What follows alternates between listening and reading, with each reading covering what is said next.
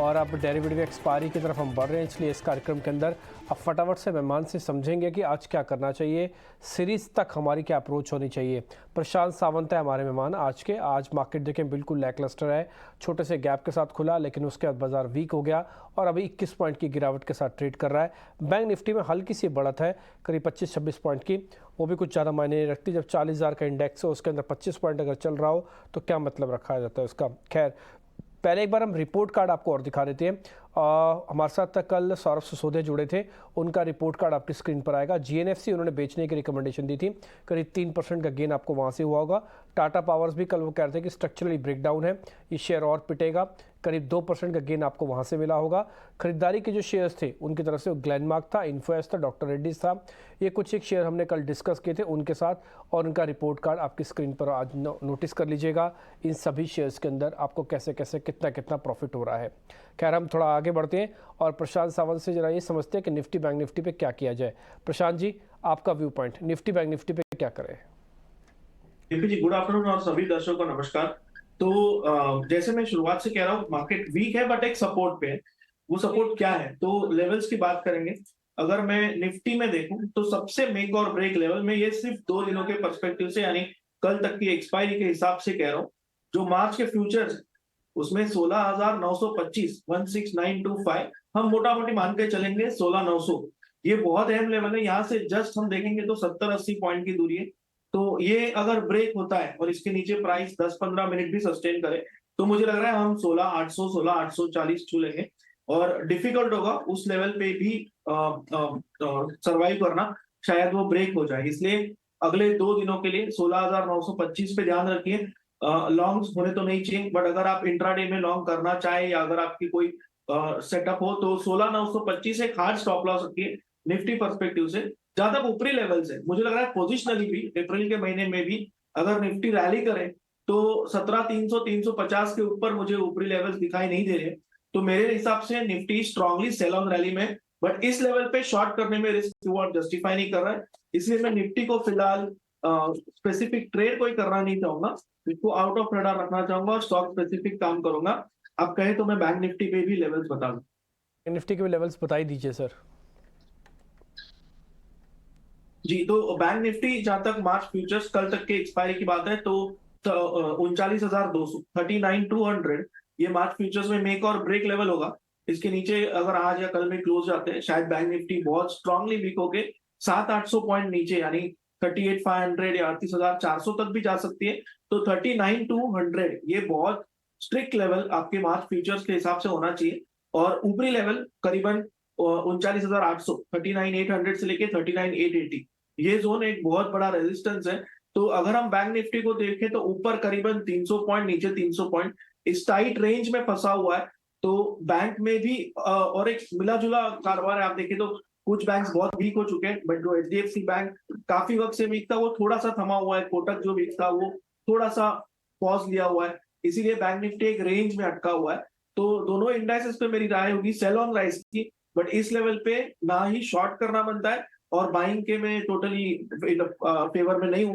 तो मैं वेट करूंगा या तो 16,925 और यहाँ पे 39,200 ब्रेक हो जाए, या तो फिर अप्रैल में जिन लेवल्स मैंने ऊपरी लेवल का वहां पे रैली आ जाए, वहां पे हम शॉर्ट कर सकते हैं। फिलहाल इंडेक्स स्पेसिफिक रणनीति नहीं रखेंगे और स्टॉक स्पेसिफिक काम करेंगे। इंडेक्स पे दोनों ही तरह से कोई रणनीति नहीं है, इसलिए अवॉइड की कैटेगरी में डाल रहे हैं, ना ही निफ्टी बैंक ना ही निफ्टी। दोनों पे हालांकि उनका ये मानना है कि सपोर्ट एरियाज तो हैं, लेकिन ये सपोर्ट एरियाज काफ़ी टफ है टू प्रोटेक्ट, इनको बचाना मुश्किल हो जाएगा। इसलिए ना ही ये सौदे लें ना ही ये बेचें, फिलहाल वेट एंड वॉच रखें। एक्सपायरी का ये तूफान निकल जाने दें, उसके बाद फिर देखते हैं क्या होता है मार्केट के अंदर। हालांकि मैंने तूफान वर्ड गलत इस्तेमाल कर दे, तो ये शांति जो एक्सपायरी की, ये पहले निकल जाने दें। तूफान तो है ही नहीं, शांति है। 20 पॉइंट क्या होता है मार्केट के अंदर। तो प्रशांत सावंत के साथ हम चर्चा कर रहे हैं इंडेक्स पे क्या करना चाहिए, स्टॉक्स पे क्या करना चाहिए। इंडेक्स को लेकर उनका व्यू पॉइंट साफ है, avoid Nifty avoid bank Nifty. Nifty और बैंक निफ्टी में अभी कोई सौदा बनता नहीं है, सपोर्ट पे है, इसमें कोई दो राय नहीं है, लेकिन चल जाएंगे इसको लेकर डाउट है। इसलिए कोई ट्रेड ना लिया जाए, ना ही शॉर्ट का ना ही लॉन्ग का। लेकिन हाँ, मोटे तौर पर अगर आप इस कॉल को देख रहे हैं यानी कि निफ्टी और बैंक निफ्टी को देख रहे हैं तो ये अभी सेल चैनल में है और स्ट्रॉन्ग सेल चैनल में है। बाज़ार को यहाँ से ऊपर आने के लिए काफ़ी मशक्क़त, काफ़ी मेहनत करनी पड़ेगी। आगे बढ़ते हैं, सीधा सीधा शेयर्स पे आते हैं। आज के तेज़ी वाले शेयर आपकी स्क्रीन पर आएंगे, आप उसमें नोटिस करोगे तो एक फिर से फार्मास्यूटिकल्स का शेयर आया है, वो है ग्लेनमार्क और दूसरा है मन्नापुरम। ये दोनों शेयर आपकी स्क्रीन पर आएंगे, परसेंटेज आपको दिख रहा है। इनके फ्यूचर्स की प्लेट भी आ जाएंगे ताकि आपको ओपन इंटरेस्ट वगैरह थोड़ा आइडिया लग जाए। प्रशांत जी, देख के बताइए ग्लेनमार्क और मन्नापुरम। जी डीपी ओवरऑल फार्मा सेक्टर में एक डिसेंट पिकअप आया है, तो ग्लेनमार्क मुझे ठीक लग रहा है। औरो इसमें काफी स्ट्रांग लग रहा था। जहां तक ग्लेनमार्क की बात है, हम इसको 437 स्पॉट बेसिस ये स्टॉप लॉस रख के खरीद सकते हैं। और अगर यहाँ से ये ब्रेकआउट सस्टेन करे, करीबन हम 465 से लेके 475 ये जोन देख सकते हैं।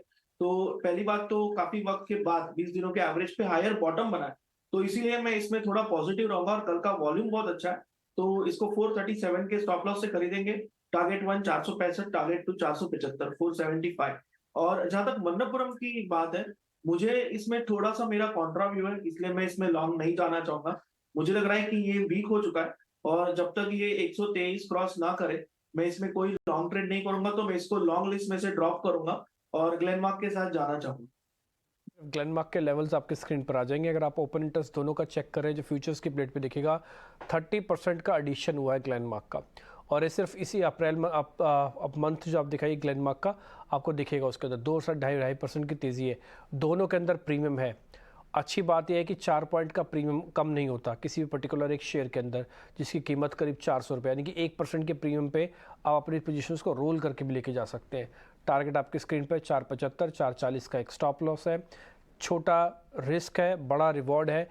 ग्लेनमार्क फाइनल हुआ, मन्नापुरम को छोड़ देती है लिस्ट में से। शॉर्ट कवरिंग के 2 शेयर हैं, कोल इंडिया, एक यूपीएल।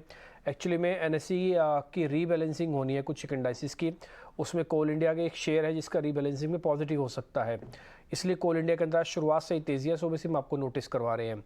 आप देख पा रहे हो कि कोल इंडिया के अंदर शॉर्ट कवरिंग है -19 की, और यूपीएल भी इसी तरह से आप देख पा रहे हो कि -13 का शॉर्ट के साथ कवर कर रहा है अपनी पोजीशंस को। सर दोनों को चेक कर लीजिए, एक का 13% और एक का -19% है। जी कोल इंडिया की अगर मैं बात करूं, तो जब तक ये शुक्रवार का जो हाई था 214 इसको क्रॉस ना करे, मुझे लग रहा है हर रैली बेची जाएगी। तो 214 के ऊपर क्लोज हो तो इसको कंसिडर करना चाहिए। तो मेरे हिसाब से इसको मैं फिलहाल बाय लिस्ट में से ड्रॉप करना चाहूंगा। अगर मुझे इनफैक्ट यहाँ पे शॉर्टिंग का मौका मिले तो मैं डेफिनेटली इसको 214 के जस्ट ऊपर यानी 214.5 के स्टॉप लॉस से शॉर्ट करना चाहूंगा। मुझे लग रहा है यहाँ से अगर ये रेजिस्टेंस ले रहे तो हमें 205 204 तक के लेवल्स मिल सकते हैं। जहां तक यूपीएल की बात है, तो एक कंसोलिडेशन और बेस अच्छा बना हुआ है और हम 20 दिनों के एवरेज के ऊपर जाके स्क्वीज दिख रहा है। नॉर्मली एक स्क्वीज के बाद अच्छी मूव आती है, तो यहाँ पे हम लॉन्ग जा सकते हैं। हम स्टॉप लॉस रखेंगे करीबन 698 यानी 698 पे और 700 के जस्ट नीचे, और टारगेट हम रख सकते हैं करीबन 730 से लेके 735 के आसपास। ओके ठीक है, लेवल्स आपके स्क्रीन पर आ जाएंगे, आप नोटिस कर लीजिएगा। प्रशांत जी, आप अपने ट्रेड, अपने सौदे जरा बता देंगे, उसके बाद मेरे पास समय बचेगा तो मैं शॉर्ट्स के सौदे भी पूछूंगा। जी बिल्कुल। तो डिम्पी जी, फर्स्ट पिक मेरा होगा एसबीआई। एक्चुअली ये मैं 500 के लेवल को ब्रेक होने के लिए वेट कर रहा था, फिर भी मैं इसको इस लेवल पे भी एक शॉर्ट ट्रेड सजेस्ट करूंगा। स्टॉप लॉस हम रखेंगे 518 के जस्ट ऊपर 518, और टारगेट होगा 490 टारगेट 1 और 485 टारगेट 2, 485। नेक्स्ट पिक मेरा होगा पीवीआर, इसको मैं शॉर्ट करना चाहूंगा। मेरा स्टॉप लॉस होगा 1526, 1526, और मेरा टारगेट होगा 1450 से लेके 1425। और एक मैं पुट लेना चाहूंगा अप्रैल महीने के लिए। बहुत दूर की पुट है, बहुत out of the money, normally मेरे ट्रेडिंग स्टाइल के बहुत विपरीत है, फिर भी मुझे लग रहा है कि इसमें एक हमें रिस्क बेस्ड ट्रेड लेना चाहिए। अडानी एंटरप्राइज की जो 1400 की पुट है 1400, ये हमें अगर 60 से 70 के जोन में मिल जाए या 65-75 के जोन में मिल जाए तो हमें ये खरीदनी होगी 1400 अप्रैल महीने की पुट। स्टॉप लॉस हम रखेंगे 25 पे और टारगेट हम रखेंगे 130 का टारगेट 1 और 155 का टारगेट 2। 1400 स्ट्राइक की पुट है, अप्रैल मंथ की है, इसमें कोई वीकली होगा नहीं, ये पूरा अप्रैल मंथ आपको मिल जाएगा। अभी तो मार्च ही खत्म नहीं हुआ, कल सीरीज खत्म होएगी, और उसके बाद आप 1400 की पुट है उसको ले सकते हैं, 60 रुपये में मिलेगी। डबल का टारगेट करीब 120-130 का टारगेट है, 25 रुपये का स्टॉप लॉस है।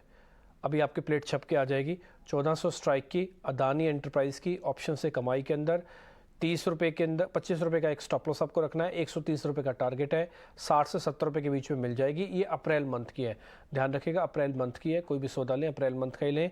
अब आप मार्च के अंदर कुछ नहीं मिलेगा। जो है पोजीशन वो सिर्फ कट रही हैं, रोल हो रही हैं। ठीक है प्रशांत जी, बहुत शुक्रिया, थैंक यू वेरी मच आज के ट्रेड बताने के लिए। SBI आप शॉर्ट करेंगे, PVR आपकी शॉर्ट लिस्ट में है और एक पुट आपने और बता दी जो कि अप्रैल मंथ की है। बहुत शुक्रिया, थैंक यू वेरी मच आज कार्यक्रम में जुड़ने के लिए।